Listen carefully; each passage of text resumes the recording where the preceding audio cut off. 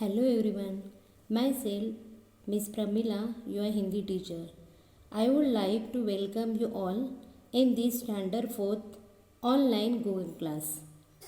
Let's start our today's Hindi session. So today we will explain with Hindi lesson number 2 कोई किसी से कम नहीं. We will start with the introduction of our new lesson number 2 कोई किसी से कम नहीं. बच्चों, आज हम इस पाठ में पेड़ के बारे में जानकारी देखेंगे कि हमारे प्रकृति में हमें अलग अलग पेड़ पौधे दिखाई देते हैं. सारे पेड़ पौधे जो है उसका उपयोग हमें अलग अलग तरीके से होता है. सब पेड़ पौधे हमें जीवन में उपयोगी है, लेकिन उसकी उपयोगिता जो है वो अलग अलग चीज़ों में है. तो आज हम देखते हैं कि पेड़ पौधों का हमारे जीवन में क्या महत्व है और पेड़ पौधों से हमें क्या लाभ होता है. पाठ 2 कोई किसी से कम नहीं. पाठ परिचय. आप किसी ऐसे पेड़ के बारे में जानते हैं जो किसी काम न आता हो. याद कीजिए तो याद आएगा कि प्रत्येक पेड़ से हमें कुछ न कुछ मिलता है. देखो, इस पोएम के लेसन के पाठ परिचय में हमें क्या दिया है कि आपको पता है कि ऐसा कोई पेड़ है कि जो हमें जीवन में उपयोगी न हो, उसका हमें कुछ भी काम नहीं हो. याद करो, लेकिन ऐसा कोई भी पेड़ नहीं है कि जो जीवन में हमें फ़ायदेमंद नहीं है या उसका उपयोग नहीं होता है. तो सारे पेड़ों का हमें जीवन में उपयोग होता है.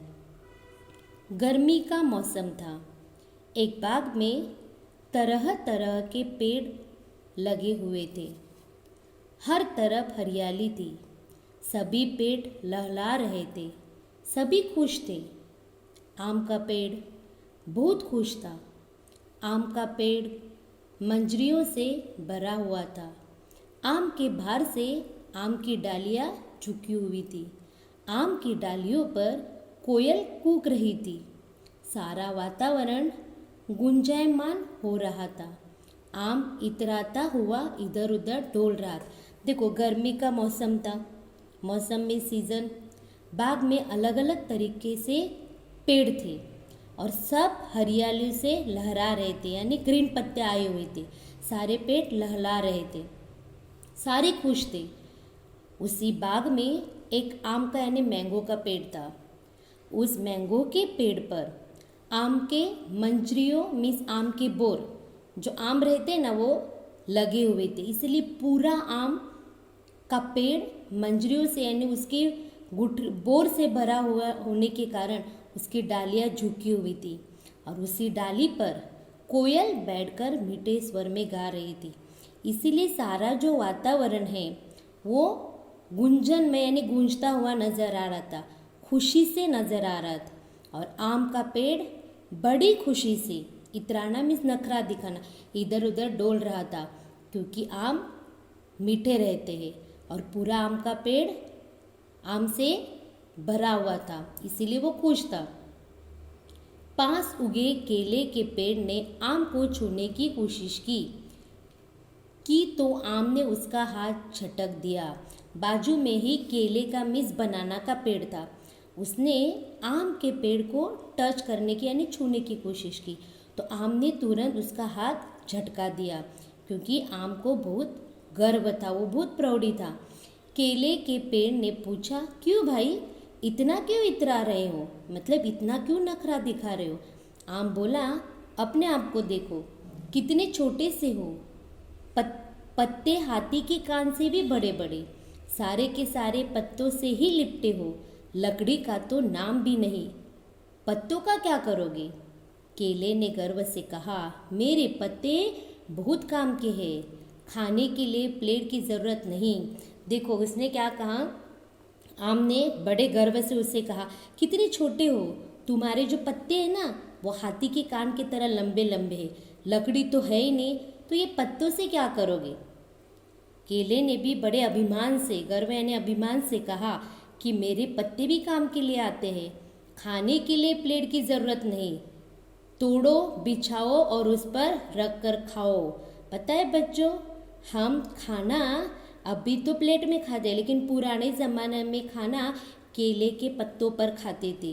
इसीलिए केले का पेड़ कहता है कि मेरे पत्ते के कान, मतलब हाथी के कान की तरह बड़े हैं, ऐसा आप बोल रहे हैं, लेकिन वो खाने के काम आते हैं।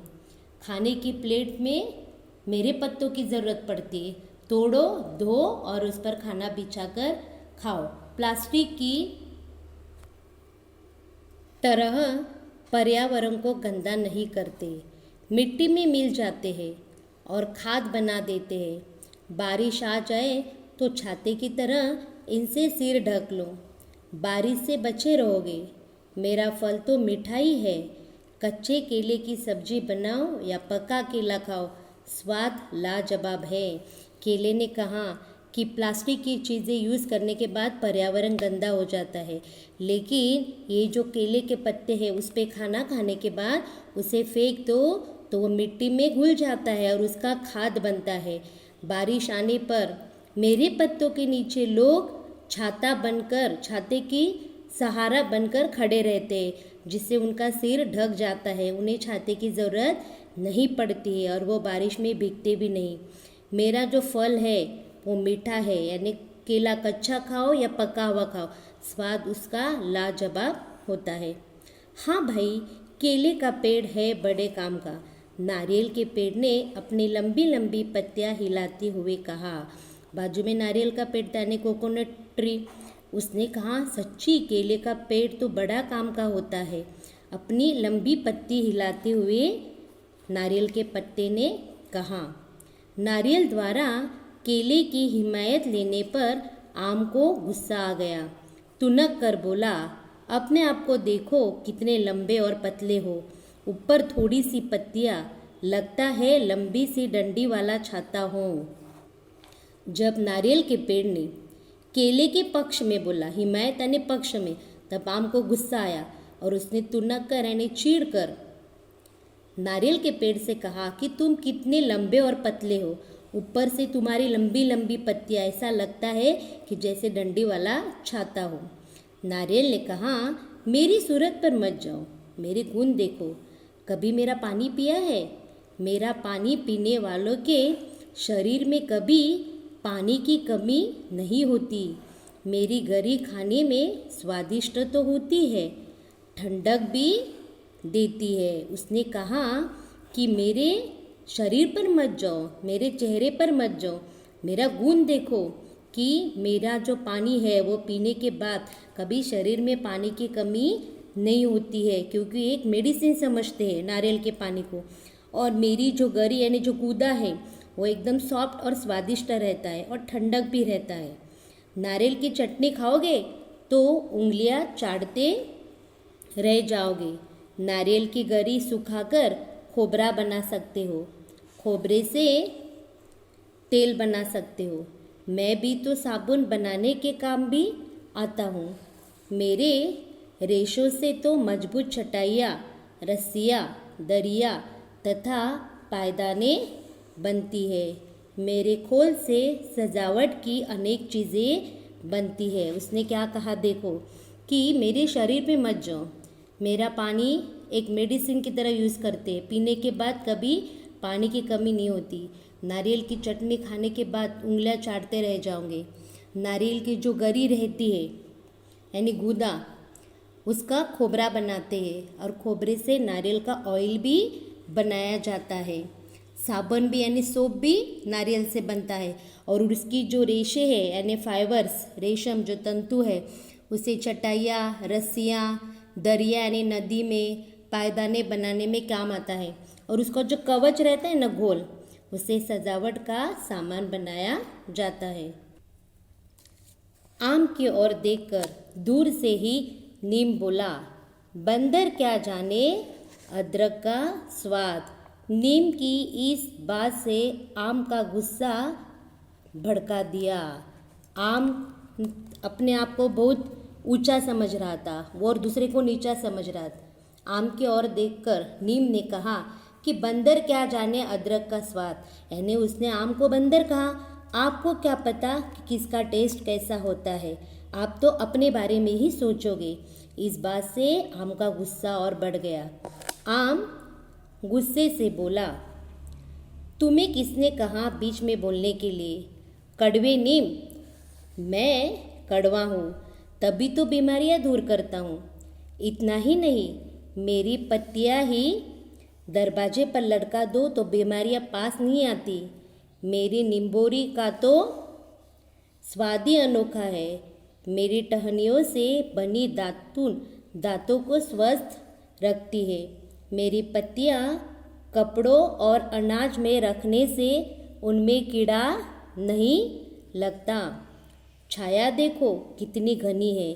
मेरे आसपास की हवा तो बिल्कुल शुद्ध होती है। मेरी तो छाल से दवाइयाँ भी बनती है, लेकिन मैं तुम्हारी तरह इतराता नहीं।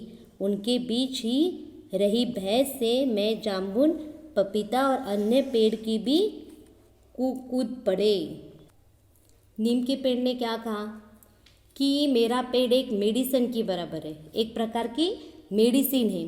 भले वो कड़वा है, लेकिन उसका जो फल है वो इसका स्वाद अनोखा है। उसकी जो टहनियाँ है, ब्रांचेस, उसमें से दातुन बना जाए, जैसे हम टंग क्लीन बोलते हैं ना, और उससे दांत स्वस्थ यानी मजबूत रहते हैं।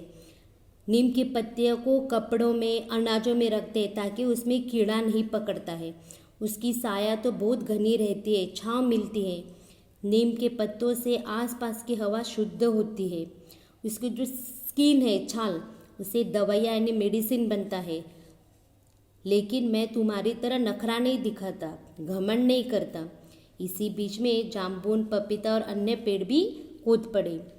बरगद दादा एक सन्यासी की तरह सीधे बैठे सबकी बहस को ध्यान से सुन रहे थे। उनकी जड़ें शाखाओं से निकलकर हवा में ऐसी लटक रही थी जैसे उनकी दाढ़ी हो। वहाँ एक बरगद का पेड़ था।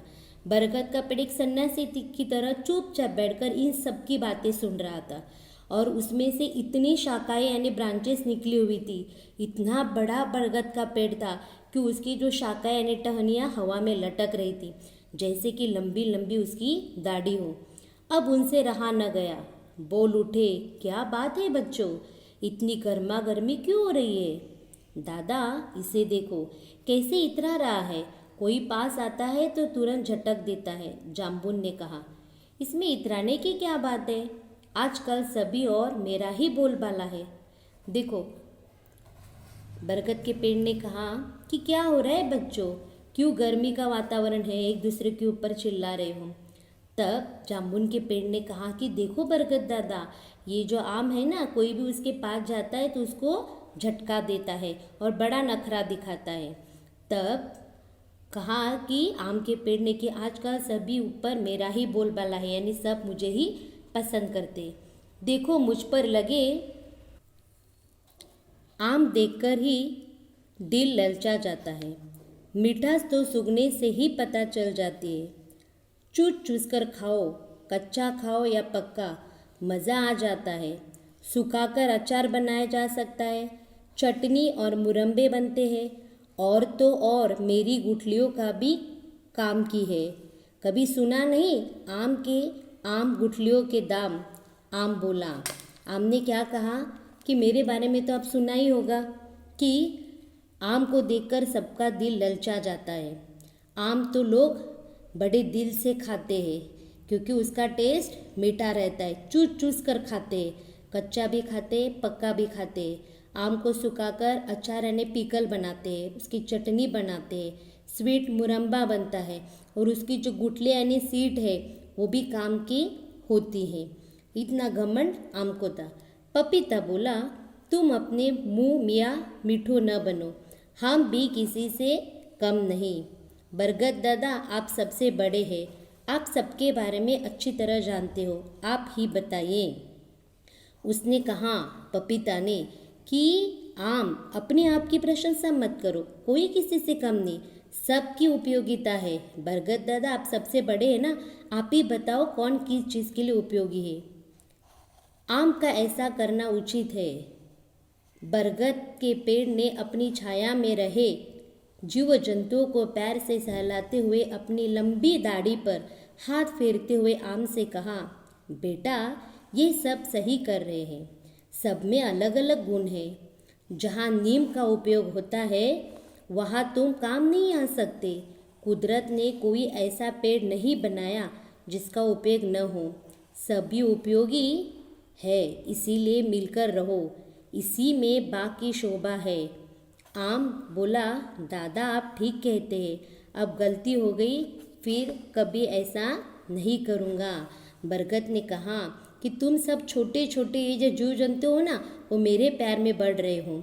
और अपने लंबी लंबी टहनियों पर हाथ फेरते हुए उसने आम से कहा कि बेटा सब सही कहते हैं, सबका अलग अलग उपयोग है, सबके अलग अलग गुण हैं।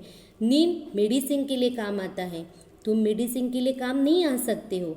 इसका मतलब है कि भगवान ने सबको सही उपयोग के लिए बना है, सबकी उपयोगिता अलग अलग है। कुदरत ने ऐसा कोई भी पेड़ नहीं बनाया कि जिसका उपयोग न हो, सब उपयोग के लिए है। इसीलिए सारे जन इस बगीचे में मिल कर रहो, एक दूसरे की कमिता मत निकालो, इसी में ही इस गार्डन की शोभा है। तब आम को अपनी गलती का एहसास हुआ, उसने बरगद के पेड़ से कहा, दादा अभी मुझे मेरे गलती का एहसास हो गया, मैं दोबारा ऐसे नहीं करूँगा। आओ भाई मिलकर खेले, धूम मचाए, चारों ओर हरियाली लाए। आशा, सहदेव और सारे पेड़ ने कहा कि हम सब भाई भाई हैं, हम मिलजुल कर सब जगह हरियाली फैलाए, अपनी उपयोगिता का लोगों को इस्तेमाल करने दें। तो इस पाठ में हमें आशा सहदेव ने पेड़ की उपयोगिता के बारे में वर्णन किया है कि सारे पेड़ उपयोगी होते हैं, सबकी उपयोगिता अलग अलग होती है। धन्यवाद।